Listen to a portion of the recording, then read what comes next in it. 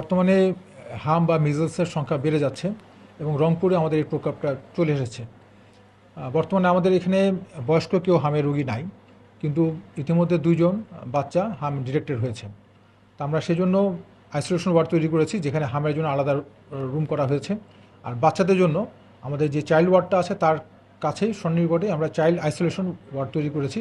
এটা গত পরশু দিন এটা আমরা চালু করে ফেলেছি, যেখানে হামের যে বাচ্চা যারা আছে হামে আক্রান্ত তারা এখানে ভর্তি হবে এবং এই মুহূর্তে 2 জন বাচ্চা ভর্তি আছেন। তো যেহেতু এখনও হামের সংখ্যা ওরকম বাড়ে না এখানে, আমি বলবো যে এটা নিয়ে এখনও আমাদের এখানে আতঙ্কিত হওয়ার কিছু নাই।